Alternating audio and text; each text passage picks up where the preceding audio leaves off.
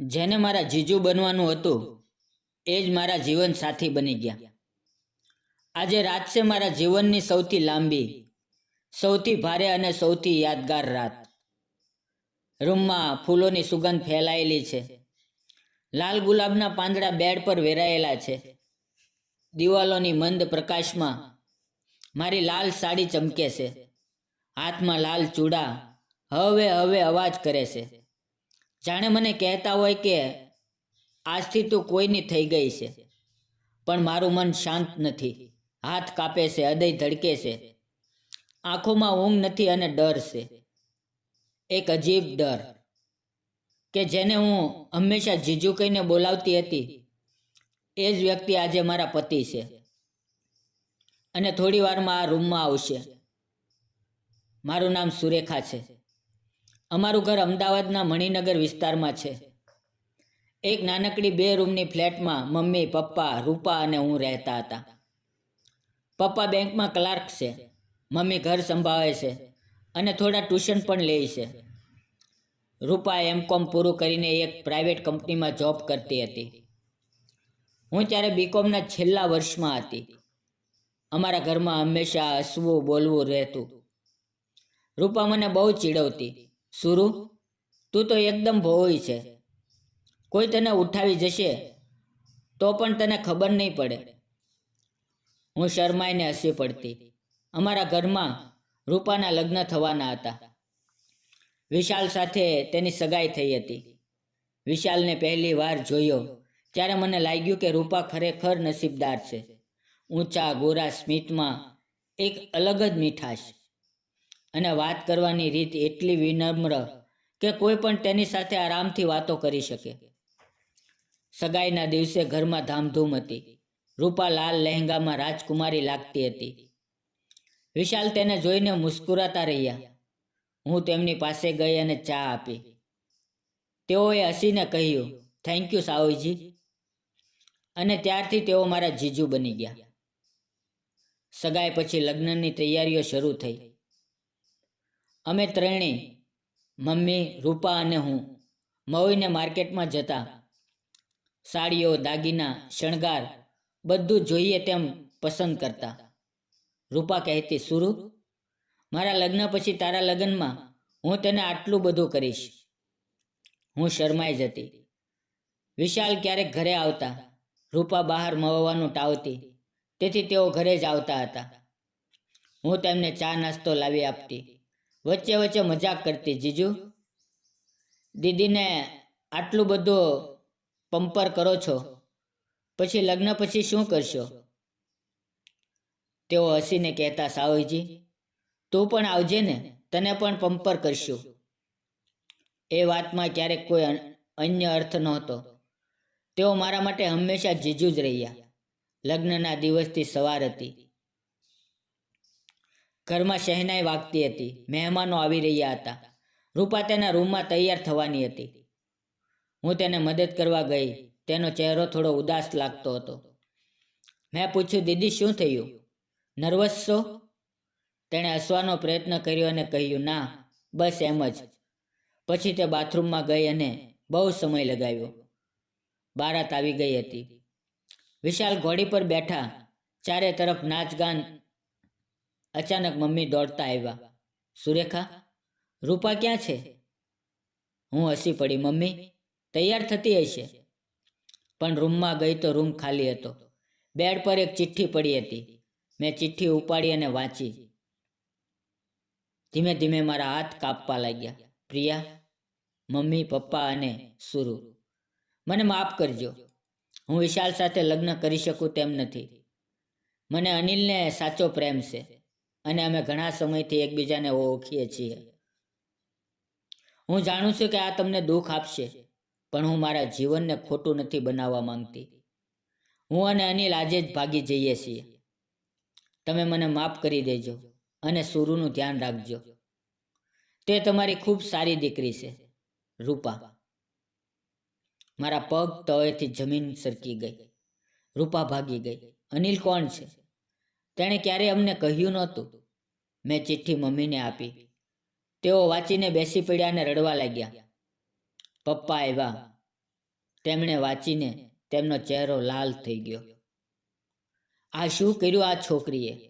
આપણી ઇજ્જતનું શું? બહાર ભારત રાહ જોઈ રહી છે. મહેમાનોમાં ચર્ચા શરૂ થઈ ગઈ. વિશાલના પરિવારને ખબર પડી. તેઓના પપ્પા અંદર આવ્યા અને પૂછ્યું, શું થયું છે? પપ્પા બોલી શક્યા નહીં.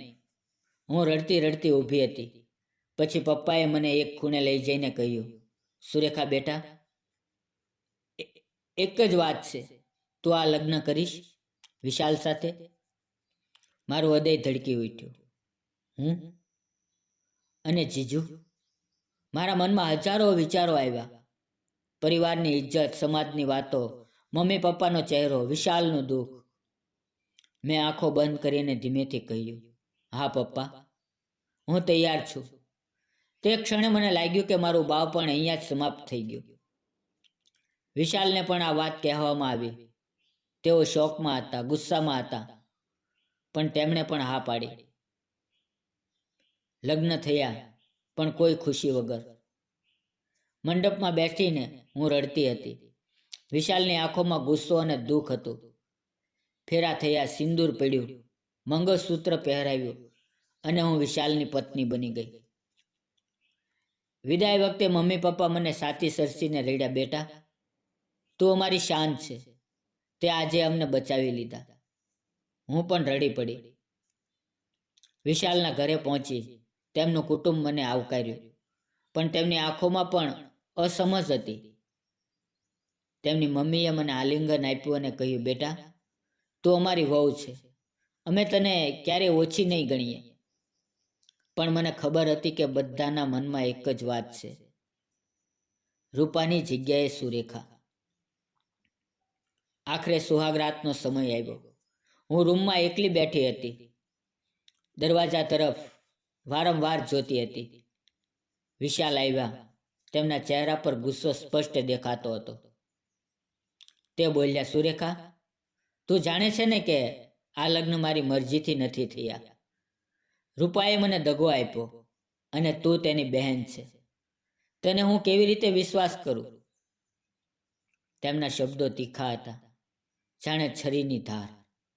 મારું હૃદય તૂટી ગયું, પણ હું ચૂપ રહી.